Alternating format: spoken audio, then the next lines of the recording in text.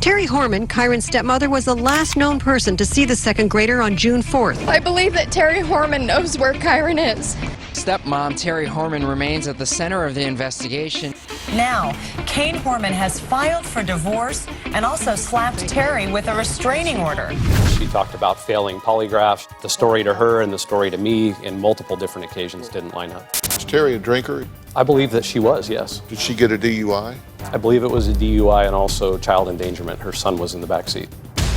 She put down in writing that her and Kane were up until 3 in the morning fighting about their marital problems, that she had told him she was done with it all, that she was moving back to Roseburg, they were getting a divorce, and it was going to be Friday, the day that Kyron went missing.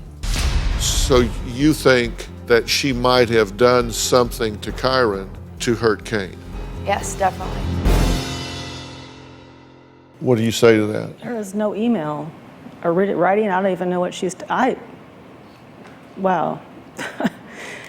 No. So much to address in that. First of all, there was no something written. I don't know what she's talking about written, because Kane and I did not have a fight the night before. So you two were not on the brink of divorce? We had issues, but we weren't fighting. We didn't fight. It was discussions, maybe heated discussions, but we didn't have screaming, yelling matches of any kind. But of course, people are going to have, not see eye to eye in a marriage. Was the marriage unwinding at this point? Was the marriage in trouble? I wasn't happy, yeah. You were unhappy? I wasn't happy. And did he know that?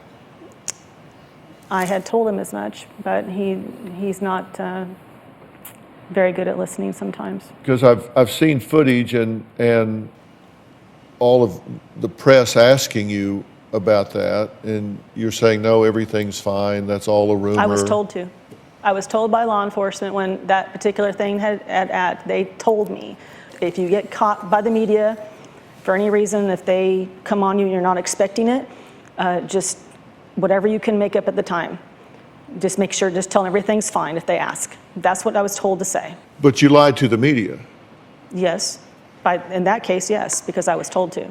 So some cop tells you to lie about your status, and you say, okay. Some cop tells you don't go and talk about finding your son, and you say, okay.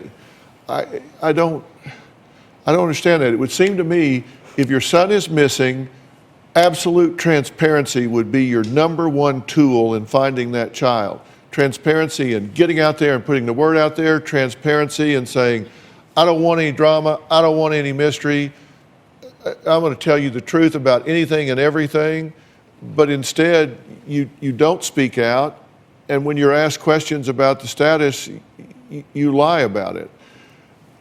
That doesn't, I don't understand that. And if you did follow that advice, why are you speaking out now? Because he needs to be found. We need to be found then. Yes, I was told not. I was following orders. I'm doing what I'm told to do because I want him found. They're saying do it a certain way. And I did everything I was ever asked to do. I spoke openly for hours on end with investigators, open book, told them every horrible little dirty secret I ever had in my life, anything that was going to help to find him, anything. I didn't care. But I could see how if somebody's not on the inside of what's going on, how they could see it a different way. But I did everything I was supposed to do, and it still wasn't good enough. And everything gets twisted and turned, and it became this just this attack against me instead of the focus of being him. After I retained an attorney, then I was told not to talk, and I asked him to talk for me, and he wouldn't. I've worked with law enforcement a lot, and I've heard them say to principals involved in a case, don't talk to the media. I've never heard them say, tell them a flat out lie about your status. That's exactly I've never heard that. They ask you about your marital status, lie. They said if you get caught off guard, you say whatever you need to get them to get out of your space.